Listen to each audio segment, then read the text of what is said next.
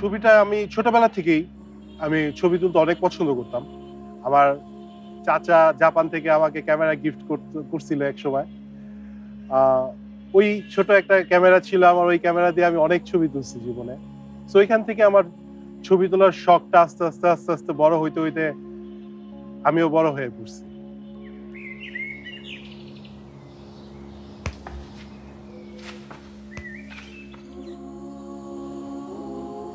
এই ৪-৫ দিন আগে থেকে ঈদের একটা আমেজ মার্কেট করে রাখতাম, মানে কেউ দেখাইতাম না যে এই না না তোর দেখাইলে পুরান হয়ে যাবে, তোর দেখাবো না এখন, ওরা আমি পুরান জিনিস আমার, ওরা এটা পুরান হয়ে যাবে, তোর এখন দেখাবো না, একবারে ঈদের নামাজ পড়তে দেখাবো, এখন দেখালে পুরান হয়ে যাবে।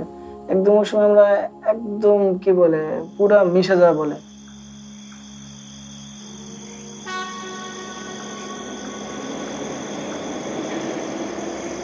কর্পোরেট জব ছিল, পড়াশোনাও মোটামুটি আমি শেষ করেছি, ডিপ্লোমা বিএসসি করার জন্য একটা প্ল্যানিংয়ে ছিল।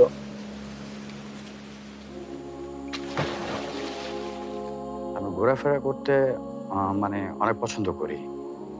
তো আমি মধ্যবিত্ত ফ্যামিলির একটা ছেলে। বাবা তো জন্মের পরেই ছিল না, মা, ভাই ছিল।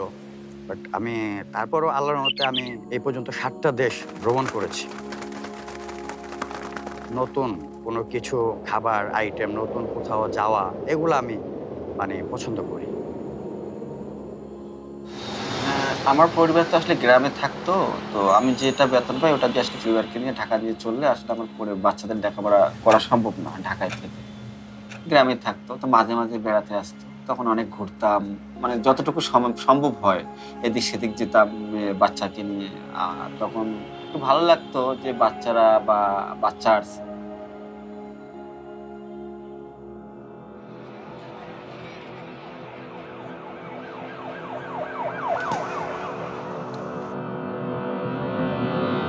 চারই আগস্ট বিকাল 5টার সময় আমার ডান চোয়ালের পাশ দিয়ে গুলি লেগে চোখ বের হয়ে যায়, আর বাম চোখটাও চিরতর একই বুলেটের আঘাতে আমার দুই চোখের আলো চিরতর নিভে যায়। আমি জাস্ট ওই মার্কেটের গলি থেকে উঁকি দেই, জাস্ট মাথাটা এভাবে বের করি দেখার জন্য যে পুলিশের অবস্থানটা কোথায়। ঠিক ২ সেকেন্ড, ২ সেকেন্ডেরও কম সেকেন্ড সম্ভবত, মানে ১ থেকে ১ সেকেন্ডের কয়েক ন্যানো সেকেন্ডের মধ্যে একটা ফায়ারিং এর আওয়াজ পাই, সাথে আমি মাটিতে পড়ে যাই। পুলিশ আমাকে এইখানে ছোড়া গুলি করছে। করার পরে আমি ৬ থেকে ৭ সেকেন্ড আমি জীবিত ছিলাম ওই টাইমে। তারপরে তো মানে আমার আর ছিল না। তো শুনেছি পরে যে ৪-৫ ঘন্টা আমি ওইখানে রক্তাক্ত অবস্থায় পড়েছিলাম। মাথায় ২০টি, চোখে ৩টি, গালে নাকে ৮টি, হাতে ৩টি, ৩৪টি স্প্লিন্টার আমার ভেতরে চলে গেছে।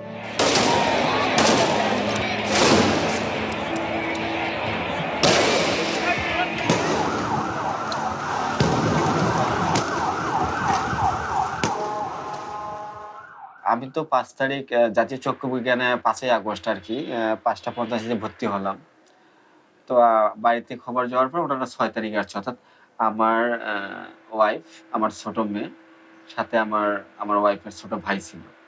আসার পর আমি দেখতে পাচ্ছি না, তো মানে আমার মেয়ে আমাকে যখন বাবা বলতেছে বা কান্না করতেছে, আমার না অনেক খারাপ লাগছিল যে আমার মেয়ে আমার সামনে আছে, আমি কথা বলতে পারতেছি ঠিকই, দেখতে পারতেছি না।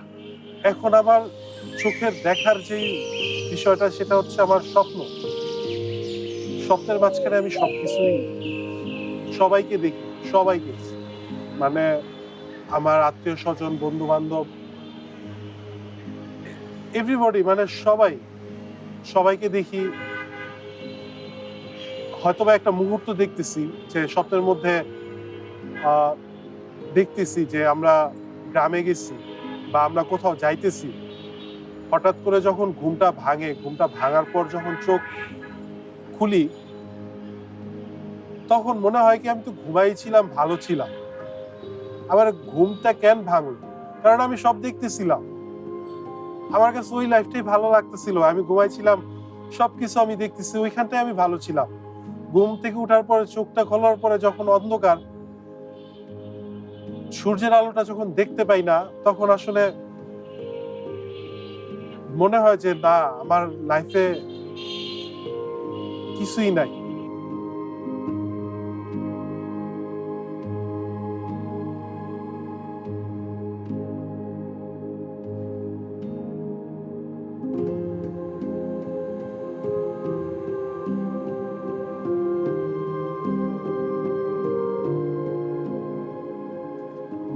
এটা হাসপাতাল যখন আমি মানে ওই মানে মেন্টাল পেশেন্ট ছিলাম, যখন আমি একটু ভালো হলাম, তখন আমি সর্ব ফার্স্ট মানে আমার বোনকে আমি বললাম যে, "আপা লাইট জ্বালান, অন্ধকার কেন?" তো আমার বোন কাঁদতেছে। হ্যাঁ, বোন কাঁদতেছে তখন আমি বুঝিনি। তো অনেক কি করছি, অনেকভাবে বুঝাইছি আমি বুঝিনি। এই জিনিসটা মানে আমি যে অন্ধ হয়ে গেছি, এই জিনিসটা হাসপাতাল থাকা অবস্থায় আমার এই জিনিসটা মাথায় নিতে আমার বুঝতেও প্রায় আপনার ১০-১২ দিন লেগে গেছে। আগে তো যখন দেখতাম বা খেলাধুলা করতাম, বাইক চালিয়েছি, গাড়ি চালিয়েছি, তখন দেখা গেছে যে ওই লাইফটা আর এখনকার লাইফটা তো পুরাই ভিন্ন। এখনো ঘুমাইলে মাঝে মধ্যে স্বপ্ন দেখি, স্বপ্নের ভিতরে ফুল স্পষ্ট সবকিছু দেখতে পাই। সব থেকে কষ্ট মানে আমাদের জন্য যারা রেড ব্লাইন্ড হয় বা যারা দুই চোখ হারায় তাদের জন্য, সবার জন্য কিনা জানি না, কিন্তু আমার কাছে যেটা সব থেকে কষ্ট মনে হয় যে আমি স্বপ্নের ভিতরে দেখি যে আমি সব দেখতেছি, কিন্তু ঘুম ভাঙার পর আমি আবার আলো অন্ধকার কিছুই বুঝতেছি না, সম্পূর্ণ অন্ধকার। তখন আসলে দিলের ভিতরে খুব ব্যথা হয় আর কি, যে আসলে কি স্বপ্ন দেখলাম আর এখন পাশে কি হচ্ছে, ডানে কি হচ্ছে, বা আমার হাত কি আমি দেখতেছি না, বা আমার আয়নার সামনে আমার চেহারাটাকে আমি দেখতে পাই না। তো এটা আসলে ক্ষণিকের জন্য খুব ব্যথিত করে।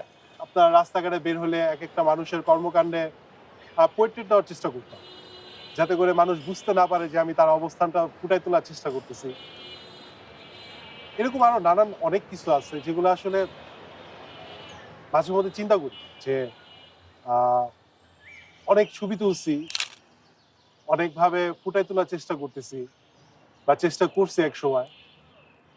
সেই ছবিগুলাকে মাঝে মধ্যে নিজের স্মৃতির পাতায় খুঁজি যে কি ছবি তুলছি। আ হয়তোবা এখন ফোনে আমি আসলে দেখতে পারি না। বাট আমার আশেপাশে যারা থাকে হঠাৎ ছবি দেখতে মনে চাইলে তাদেরকে বলি যে এই ছবিটা এই ছবি গ্যালারিতে ঢুকে ওরা আমাকে বিবরণ দেওয়ার চেষ্টা করে যে ভাই এই ছবিটা এরকম, যে ভাইয়া এই ছবিটা এরকম ছিল। আমি তো আসলে একজন ড্রাইভার ছিলাম, প্রাইভেট ড্রাইভার। তো এই ঢাকা শহরটা মিনিমাম আমার ৮৫ থেকে ৯০ ভাগ চেনা। দেখতে না পেলে যেটা হয়, আমার কাছে সব স্বপ্নের মতো লাগে। মানে অন্ধকার স্বপ্ন। আগে থেকে স্বপ্ন দেখতাম যে এত সুন্দর এই রাস্তাটা, এই চেনা রাস্তা, এই গাছ, এই এই বিল্ডিং, কত কি চিনতাম। এখন শুধু স্বপ্নের মতো অন্ধকার, অন্ধকার স্বপ্ন দেখি আর কিচ্ছু না। এটা মাঝে, মাঝে মনে হয়, আবার ভোলার চেষ্টা করি। কিন্তু ভুলতে পারি না। বারবারই মনে আসে। কারণ তো আমি প্রায় ২৭ টি বছর ধরে ঢাকা শহরে ছিলাম। এই স্বপ্নের ঢাকা শহরটা মানে যেখানে আমি ইনকাম করে বাড়িতে চলে যাই, তো কত স্বপ্ন না? স্বপ্নের জায়গা থেকে যখন আমি ভাবতে থাকি, তখন অনবরত চোখ দিয়ে আমার পানি আসে। আসলে দেখতে পারতেছি না। কি হলো এটা? কেন হলো এটা? এই চোখের আলো হারায় যাওয়া আসলে খুব আহ মর্মান্তিক একটা বিষয়। আসলে কখনো এক্সপেকটেশনে ছিল না যে এরকম পরিস্থিতির মধ্যে আমার পড়তে হবে। এই পরিস্থিতির মধ্যে আমি স্মৃতিচারণ করি। এছাড়া আমার আসলে করার কিছু নাই আপাতত এই জীবনে। ছোটবেলা থেকে একদম ছোট যখন থেকে বুঝতে পারি, তখন থেকে এখন পর্যন্ত মানে ১৮ তারিখের আগ পর্যন্ত আমার কাছে মনে হয় আমি প্রতিটা দিনের কথা মনে করতে পারি। যে আমি প্রতিটা দিন কি করছি। প্রতিটা দিনে প্রতিটা ঘন্টায় আমি কি করতাম সবকিছু আমি মনে করতে পারি এবং সবকিছু আমার মানে আমার কাছে মনে হয় চোখের সামনে আমার সবকিছু ভাইসা ওঠে। যেমন ফেরিতে হারায় গেছি তখন আসলে ওই অনুভূতিটা ছিল অন্যরকম। কুয়াশার মধ্যে হারায় যেতে চাইতাম সেটা ছিল অন্যরকম। বাট এখন আসলে আমি মানুষের মাঝখানে থেকেও হারায় থাকি। একটা ভিড়ের মাঝখানে থেকেও আমি হারায় থাকি। সবাই যার মতো সব দিকে ব্যস্ত। বাট মানে আমি একটা স্টিল রোবট বললেও ভুল হবে। আমি একটা জীবিত লাশের মতো রাস্তাঘাটে চলাফেরা করি। হয়তোবা আমার হাতে লাঠি থাকে বা আমি কারো সহযোগিতায় হাঁটি, সহযোগিতা যখন তার হাতটা আমি ছেড়ে দিই, ওই মুহূর্তটায় আমি একদম নিঃস্ব, একদম মানে সেটা আসলে বলে বোঝানো সম্ভব না যে আমি কতটা নিঃস্ব। কারণ আমার চারিদিকে মানুষজন সবাই ব্যস্ত, সবাই যার যার মতো যার যার কাজে ব্যস্ত, সবাই যার যার কথা বলায় ব্যস্ত। বাট আমি আসলে ব্যস্ততার মাঝখানে থেকেও ব্যস্ত না, নিজে ব্যস্ত মনে করতে পারি না যে আমি হ্যাঁ এদের মাঝখানে থাকেও আমি ব্যস্ত। মনে হয় যে আমি নিঃস্ব, আমি একটা জীবিত লাশ। আমাকে একজন ধরে যদি না হাঁটায় বা আমার হাতে যদি একটা লাঠি না থাকে, তাহলে আমার পক্ষে হাঁটা সম্ভব হয় না। আমার পক্ষে বোঝা সম্ভব হয় না যে আমার সামনে কি আছে, বা আমি বুঝতে পারবো না যে আমার সামনের স্টেপটায় কতটুকু গাঁথা বা কতটুকু স্পেস আছে এখানে যে আমার ওই ম্যাপ করে আমার পাটা ফেলতে হবে।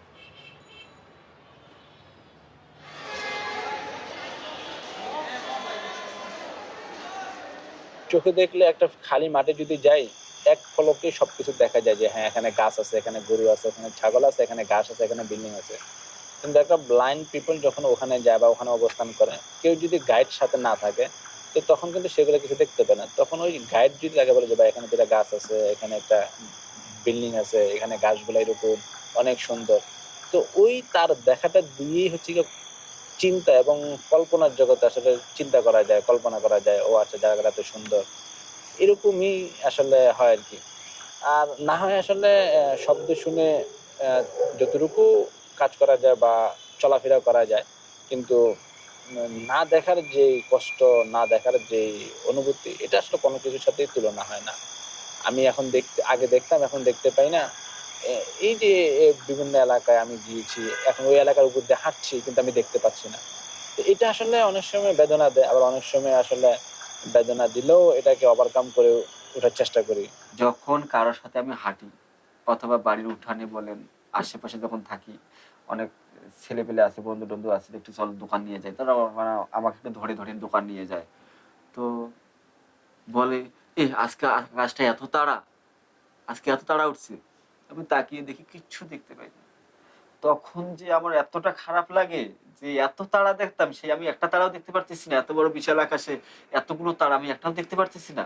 তো ওটা যেটাকে বলে আলো, একটা তো আছে যে মানে লাইট জ্বলতেছে ও কতটুকু আলো, আর আশেপাশের যে এগুলা ওগুলো তো বোঝা যায় না। ওটা লাইট জ্বলতেছে যেরকম ওই লাইটটা বোঝা যাচ্ছে, ওখানে লাইটটা একটা সাদাই জ্বলতেছে, এর আশপাশে কিছু অনেক বোঝা যায় না। মানে এটা আমার কাছে খুব লাগে, মানে যে চোখ মানে কি একটা জিনিস, মানে এটা বইলে বোঝানো যাবে না যে যে সময় এইটাকে মানে চোখটা মেললে তাকাইলে যে সময় না দেখা যাবে, ওটা মানে বইলা এটা কোশ্চেন গেল বোঝানো যাবে না যে ফিলটা কেমন।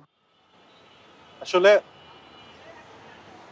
দেখতে না পাওয়ার আকাঙ্ক্ষাটা, মানে দেখতে পাওয়ার আকাঙ্ক্ষাটা খুবই বেদনাদায়ক। বিশেষ করে ফ্যামিলির লোকজনকে যখন দেখতে না পাই, তাদের কথা শুনতেছি, তারা আমার সাথে কথা বলতেছে, সবকিছু করতেছে, বাট আমি তাদের চেহারাটা দেখতে পারতেছি না। আমি তাদেরকে দেখতে পারতেছি না। বিশেষ করে আমি আমার মা বাবাকে যখন দেখতে না পাই, হ্যাঁ তাদের চেহারাটা আমার চোখের সামনে আসে। আমি তারা যখন আমার সামনে কথা বলে, আমি তাদেরকে ভিজুয়ালাইজ করি যে তারা আমার সামনে দাঁড়ানো বা তারা আমার সামনে বসে কথা বলতেছে। আমি ভিজুয়ালাইজ করি এভরিথিং। মানে আহ, এই ঘটনার পর থেকে আমার সামনে মানে নতুন করে প্রতিটা জিনিসকে আমি ভিজুয়ালাইজ করার ট্রাই করি যে আমার সামনে কে আছে, আমার সামনে কে কথা বলতেছে, কি ভঙ্গিতে কথা বলতেছে, বা আমি কোথায় আছি, কিভাবে আছি, সবকিছু ভিজুয়ালাইজ করি। বাট যখন মা বাবার কথা চিন্তা করি, বোনদের কথা চিন্তা করি, আসলে তখন আসলে কোনো কিছু দিয়ে ভিজুয়ালাইজ করে আসলে ডিসক্রাইব করা সম্ভব না যে তাদেরকে কেন দেখতে পারতেছি না বা কেন আমার সামনে অন্ধকার। সবকিছু মিলিয়েই মানে নতুন করে চিন্তা করার চেষ্টা করি আর কি, যেন অতীত নিয়ে আমার ধোকার মধ্যে না থাকতে হয়। এই জন্য আসলে নতুন করে শুরু করা, নতুন করে চিন্তা করা এবং নতুন করে পথ চলা। আমার তকদিরে যেটা আছে বা আমার রিজিকে যা আছে সেটা হবেই। এই জন্য অন্য কোনো চিন্তা ভাবনা, অন্য কোনো আশঙ্কা করি না। চলতেছি তো চলতেছি আলহামদুলিল্লাহ। আর বাঁচবই বা কয়দিন। এটার উপরেই আসলে সন্তুষ্ট থাকার চেষ্টা করি।